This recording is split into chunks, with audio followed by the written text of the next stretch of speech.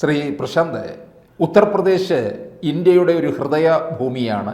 ഒപ്പം രാഷ്ട്രീയത്തിന് അമിത പ്രാധാന്യമുണ്ട്. കേന്ദ്രത്തിൽ നരേന്ദ്രമോദിയെ കാണുന്ന അതേ രീതിയിലാണ് യു പിയിൽ ഇന്ത്യ ഒട്ടാകെയുള്ളവർ യോഗി ആദിത്യനാഥിനെയും കാണുന്നത്. യു പി പല ചരിത്ര അവശിഷ്ടങ്ങളുടെയും ഇടം കൂടിയാണ്. ഇപ്പോഴിതാ അവിടെ നിന്ന് വളരെ പ്രശസ്തമായ ഒരു പ്രഖ്യാപനം ഉണ്ടാകുന്നത് 1978 നടന്ന ഒരു കലാപം, അതിനെക്കുറിച്ച് ഒരു പുനരന്വേഷണത്തിലേക്ക് പോകുന്നു എന്നാണ്. ആ അന്വേഷണം ഏത് വഴിക്കെത്തും? ആ അന്വേഷണം അതിൻ്റെ യഥാർത്ഥ കാരണം എന്താണെന്ന് കണ്ടെത്തി ആ വഴിക്ക് കൊണ്ടുവരുമെന്നാണ് ഇപ്പോൾ യോഗി പറഞ്ഞിരിക്കുന്നത്. സംഫാൽ വിഷയം കുറച്ച് ദിവസമായിട്ട് ഇന്ത്യയിലുടനീളം ചർച്ച ചെയ്യുന്ന വിഷയമാണ്. അതിനകത്ത് ഈ പറയുന്ന പോലെ മോഹൻ ഭഗത് പറഞ്ഞെന്ന് പറഞ്ഞും അല്ലെങ്കിൽ ഒരു വല്ലാത്ത ചർച്ചയിലേക്ക് മാധ്യമങ്ങൾ കൊണ്ടുപോയൊരു വിഷയമാണല്ലോ. കാരണം അവിടെ ഒരു ക്ഷേത്രം സംബന്ധിച്ച് ആ ക്ഷേത്രം പള്ളി തകർത്ത് അല്ലെങ്കിൽ അമ്പലം തകർത്ത്, പള്ളി തകർത്തല്ല അമ്പലം തകർത്ത് പള്ളി പണിഞ്ഞതാണെന്നുള്ള ആക്ഷേപം. അതായത് നമ്മുടെ ഈ പറയുന്ന പല ക്ഷേത്രങ്ങളും തകർത്ത് പള്ളി പണിഞ്ഞതുപോലെ, അല്ലെങ്കിൽ എല്ലാവർക്കും അറിയുന്നത് പോലെ നമ്മുടെ ഈ അയോധ്യയിലെ വിഷയം, അയോധ്യയിലെ ഈ ക്ഷേത്രത്തിൻ്റെ വിഷയം തന്നെ. നേരത്തെ അവിടെ ക്ഷേത്രം ഉണ്ടായിരുന്നു, അത് പൊളിച്ചിട്ടാണ് അവിടെ പള്ളി പണിഞ്ഞു. പള്ളി ആ വിഷയം രാമക്ഷേത്ര വിഷയം അറിയാമല്ലോ. അപ്പോൾ ഇതും അതേപോലെ വരുന്നു. കോടതി ഇതിനകത്ത് ഇടപെടുന്നു. കോടതി അതിനകത്ത് യാഥാർത്ഥ്യങ്ങളെപ്പറ്റി പരിശോധിക്കാൻ പറയുമ്പോൾ അവിടെ പരിശോധിക്കാൻ ചെല്ലുന്ന ഉദ്യോഗസ്ഥന്മാരെ ഉപദ്രവിക്കുന്നു, സംഘർഷമുണ്ടാകുന്നു. അതിനുശേഷം നടന്ന കാര്യങ്ങൾ നമ്മൾ പെട്ടെന്ന് പറയും. അതിനുശേഷം നടന്ന കാര്യങ്ങൾ അവിടെ ചെല്ലുമ്പോൾ അവിടെ എല്ലാം ഒരു അനധികൃതമായിട്ട്, അതായത് അവിടെ അന്ന് ഉദ്യോഗസ്ഥന്മാരെ ആക്രമിച്ചവരെ പരിശോധിക്കുമ്പോൾ, വീഡിയോഗ്രാഫികൾ പരിശോധിക്കുമ്പോൾ അവരിൽ ആൾക്കാരെ തിരിച്ചറിയാൻ പറ്റാത്ത അവസ്ഥ, ആ നാട്ടിൽ ഉള്ള ആൾക്കാരല്ലാത്ത അവസ്ഥയുണ്ടാകുന്നു. അവിടെ വെടിവെച്ചത് പോലീസല്ലെന്ന് പറയുന്നു. വെടിയുണ്ട ഷെല്ലുകൾ പരിശോധിക്കുമ്പോൾ അത് പാകിസ്ഥാൻ വെടിയുണ്ടകളാണെന്ന് പറയുന്നു. ഏതായാലും അവിടുത്തെ കുടിയേറ്റം പരിശോധിക്കുമ്പോഴും അവിടുത്തെ കാര്യങ്ങൾ പരിശോധിക്കുമ്പോഴും കറണ്ട് ഉൾപ്പെടെ മോട്ടിക്കുന്നു, വെള്ളം ഉൾപ്പെടെ മോട്ടിക്കുന്നു. അവിടെ താമസിച്ചുകൊണ്ടിരിക്കുന്ന കെട്ടിടങ്ങൾ ഉൾപ്പെടെ എല്ലാം അനധികൃതമായിട്ട് ഒരു രാജ്യത്തെ എല്ലാ നീതിന്യായ വ്യവസ്ഥയും ലംഘിച്ചുകൊണ്ട് ആ പ്രദേശം ഒരു പ്രത്യേക വിഭാഗത്തിന് കൈയടക്കി വെച്ചിരിക്കുന്ന ഒരവസ്ഥ. പരിശോധിച്ചപ്പോൾ 10-9 കൊല്ലം പഴക്കമുള്ള അമ്പലങ്ങൾ അടച്ചിട്ടിരിക്കുന്നു. ചില വീടുകൾക്കകത്ത് അമ്പലങ്ങൾ, ചില അമ്പലങ്ങളുടെ കിണറുകൾ മൂടിയിരിക്കുന്നു. കിണറുകൾക്കകത്ത് ഈ അമ്പലത്തിൻ്റെ അവശിഷ്ടങ്ങൾ കിടക്കുന്നു. പുരാതനമായ പല അമ്പലങ്ങളും ഇതുപോലെ ഉടച്ചിരിക്കുന്നു. അതുപോലെ ഒരു പ്രത്യേക വിഭാഗം അവിടെ നിന്ന് പലായനം ചെയ്തതായിട്ട് ബോധ്യപ്പെടുന്ന രേഖകൾ അവിടെ നിന്ന് കിട്ടുന്ന ഒരവസ്ഥയിലേക്ക് വന്നു.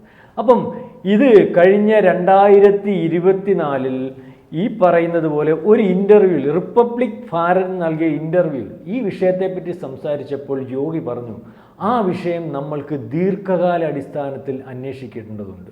അതായത് 1978 സംഭൽ ഈ പറയുന്നത് പോലെ ഒരു കലാപം ഉണ്ടാകുന്നു. ഒരു മസ്ജിദിൻ്റെ ഉത്തരവാദിത്തപ്പെട്ട, അല്ലെങ്കിൽ മസ്ജിദ് ഈ ഭരിക്കുന്ന, അല്ലെങ്കിൽ അതിൻ്റെ ഈ മുക്രി അങ്ങനത്തെ ഉള്ള കാര്യകർമ്മി മരണപ്പെടുന്നതുമായിട്ട് ബന്ധപ്പെട്ട് അവിടെ ഒരു കലാപം ഉണ്ടാവുകയും ആ കലാപത്തിൽ ഏതാണ്ട് 184 പേര് മരിക്കുകയും ചെയ്തിട്ടുണ്ട്. ഈ കലാപത്തിൽ 184 പേര് മരിച്ച് 2 മാസം കർഫ്യൂ നടത്തി പ്രതികളെ പിടികൂടി 2010 പ്രതികളെ തെളിവുകളുടെ അഭാവത്തിൽ വെറുതെ വിടുന്ന ഒരവസ്ഥ. ഇപ്പം അന്ന് മൊസാദാബാദ് ജില്ലയുടെ ഭാഗമായിരുന്നു സംഭൽ. ഇപ്പോൾ ഈ വിഷയം അവിടുത്തെ MLC ശ്രീചന്ദ് വർമ്മ, ഈ MLA-മാരുടെ ഒട്ടിച്ച് വേറൊരു സമിതി ഉണ്ടല്ലോ, ഈ അവിടെ നമ്മുടെ ഈ രാജ്യസഭ പോലെ വലിയ നിയമസഭകൾ നമ്മുടെ കേരളത്തിലുള്ളില്ല, അതാണെന്ന് MLC. അവിടുത്തെ ഈ MLC ശ്രീചന്ദ് വർമ്മ പറഞ്ഞു, ഇതുപോലെ കഴിഞ്ഞ മാസം ഡിസംബർ 14 ജനുവരി 17 ഏതായാലും കഴിഞ്ഞ മാസം അദ്ദേഹം ഒരു കത്ത് കൊടുക്കുന്നു, ഇതുപോലെ ഒരു അന്വേഷണം നടത്തണമെന്ന്. കഴിഞ്ഞ മാസം അതിനകത്ത് ആഭ്യന്തര സെക്രട്ടറി അന്വേഷണം പ്രഖ്യാപിച്ചു. അവിടുത്തെ പോലീസിനോട് സംഭൽ SP-യോട് ഒരാഴ്ചയ്ക്ക് റിപ്പോർട്ട് തരാൻ പറഞ്ഞിരിക്കുകയാണ്.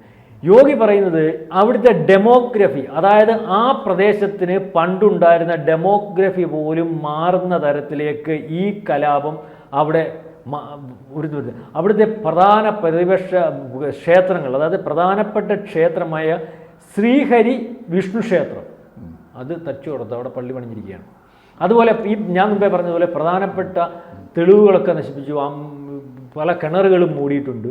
അപ്പോൾ ഇത് ഒരു ഡെമോഗ്രഫിക് ചേഞ്ച്, അതായത് അവിടെ താമസിച്ചിരുന്ന ആൾക്കാരെ അവിടെ നിന്ന് പലായനം ചെയ്യിക്കുന്നതിന് വരെ ഈ കലാപം ഉപകരിച്ചിട്ടുണ്ട്. അതായത് ഈ കലാപം ഒരു പ്ലാൻഡ് കലാപമാണ്. ഈ കലാപത്തിനകത്ത് മരിച്ചു പോയവർക്ക് നീതി, അല്ലെങ്കിൽ അവരുടെ ബന്ധുക്കൾക്ക് നീതി കിട്ടേണ്ടതായിട്ടുണ്ട്. അപ്പോൾ ഇത് ഒരു ഇസ്ലാമിസ്റ്റുകളുടെ ഓപ്പറേറ്റിംഗ് കലാപമായിരുന്നെന്നാണ് യോഗി ആഭിമുഖത്തിൽ പറയുന്നത്. അപ്പം അതിൻ്റെ പുറകിൽ ആരൊക്കെയോ പ്രവർത്തിച്ചിട്ടുണ്ടായിരുന്നു, ഭരണകൂടം പ്രവർത്തിച്ചിട്ടുണ്ടായിരുന്നു.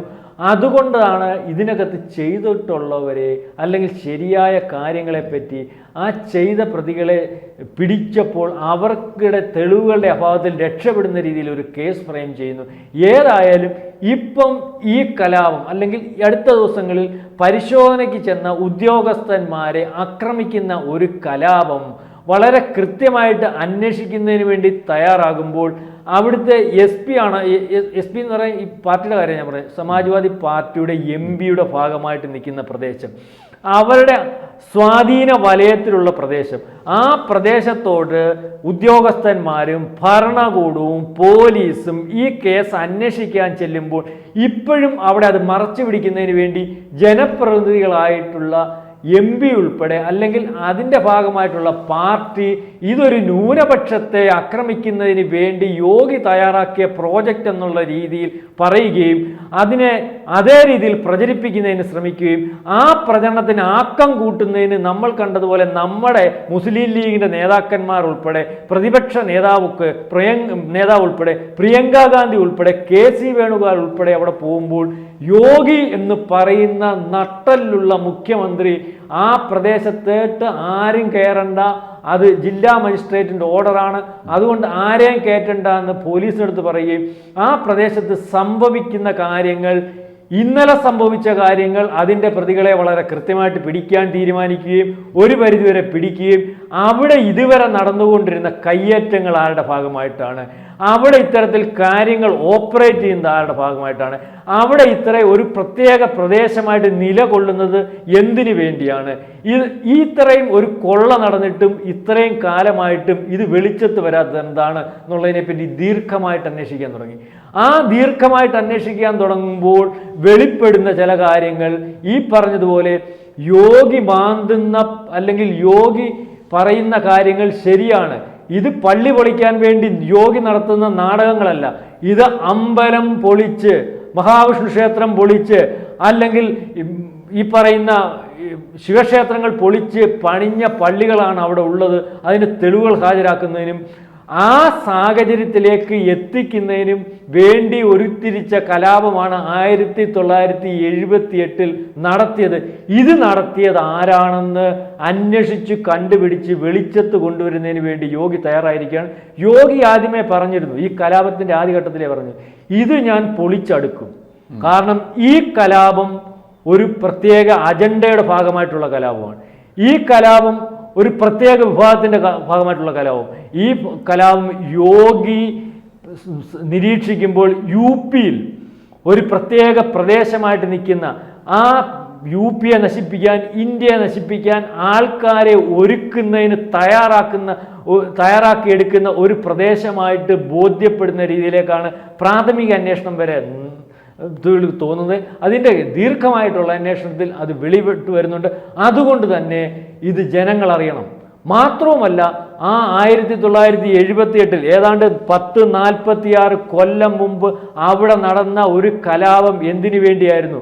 ആ കലാപത്തിൽ നിരപരാധികളായിട്ടുള്ള 184 പേര് മരിക്കുമ്പോൾ ആ 184 പേരെ കൊന്നവരെ രക്ഷപ്പെടുത്തുന്ന രീതിയിൽ പോലീസ് ഉദ്യോഗസ്ഥന്മാർ പ്രവർത്തിച്ചിട്ടുണ്ടെങ്കിൽ അതിനകത്തൊരു റീപോസ്റ്റ്മോർട്ടം വേണം എന്നാണ് അദ്ദേഹം പറയുന്നത്. പക്ഷേ അത്തരത്തിലുള്ള ഇത്രയും 46 വർഷം പിന്നിടുമ്പോൾ ആ കലാപത്തെക്കുറിച്ചുള്ള ഒരു അന്വേഷണത്തിലേക്ക് പോയാൽ എത്രത്തോളം ആ അന്വേഷണം വിജയത്തിലെത്തിക്കാൻ കഴിയും? തീർച്ചയായിട്ടും വിജയത്തിലെത്തിക്കാൻ കഴിയുമല്ലോ സാറേ. ആ കലാപത്തിൻ്റെ തുടർച്ചയാണല്ലോ ഈ കലാപം. കൂട്ടി വായിക്കുമ്പോൾ ഏത് അന്വേഷണം നടക്കാതെ ഈ കേസ് വളരെ ഈസി ആയിട്ട് പിടിക്കാൻ പറ്റും. കാരണം ഇതിനകത്ത് നമ്മളതാ പറയുന്നത് മണ്ടത്തരങ്ങൾ പറ്റുമെന്ന് പറയും. ആ കലാപത്തിൻ്റെ അവശിഷ്ടങ്ങൾ അല്ലെങ്കിൽ ആ കലാപത്തിൻ്റെ കരുത്ത് പേറിയാണ് ഇന്നും അവിടെ ആൾക്കാർ നിൽക്കുന്നത്. അതുകൊണ്ടാണ് അവിടെ കയ്യേറ്റങ്ങൾ നടക്കുന്നത്. അതുകൊണ്ടാണ് അവിടെ കെട്ടിടങ്ങൾ പണിയുന്നത്, അതുകൊണ്ടാണ് അവിടെ കറണ്ട് മോട്ടിക്കാൻ പറ്റുന്നത്, അതുകൊണ്ടാണ് അവിടെ വെള്ളം മോട്ടിക്കാൻ പറ്റുന്നത്, അതുകൊണ്ടാണ് അവിടെ അർഹതപ്പെട്ട ആൾക്കാർക്ക് അവരുടെ ഭൂമിയിൽ വന്ന് താമസിക്കാൻ പറ്റാത്തത്. അപ്പോൾ ആ ഉരുത്തിരിച്ച ആൾക്കാരുടെ ബാക്കി ഭാഗം മാത്രമാണ് അവിടെ നിൽക്കുന്നത്. അവർക്കറിയാം ഇതെങ്ങനെയാണ് സംഭവിച്ചത്. കഴിഞ്ഞ ദിവസങ്ങളിൽ സംഭവിച്ചത് അതിൻ്റെ പുനരാവിഷ്കരണം എന്ന് നമുക്ക് വേണമെങ്കിൽ പറയാം. ഇനിയും ഇവിടെ കയറിയാൽ ഇത് തന്നെ സംഭവിക്കുമെന്ന് പറയാം. അതായത് അവിടെ നടന്നത് നിരപരാധികളെ കൊന്നൊടുക്കുന്ന ഒരവസ്ഥ. അവിടെ പോലീസ് ചെന്നു, അവിടെ ഒരു കലാപം വെളിയിൽ നിന്ന് ഓപ്പറേറ്റ് ചെയ്യുന്നു.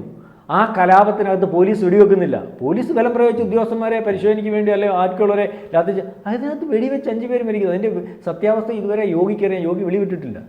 പോലീസ് അല്ലെന്ന് പോലീസ് വളരെ വ്യക്തമായിട്ട് പറയുന്നുണ്ട്. കാരണം അത് വെളിയിൽ വിടാൻ പറ്റാത്ത ആഭ്യന്തര പ്രശ്നമായിട്ട് മാറുന്നുണ്ട്.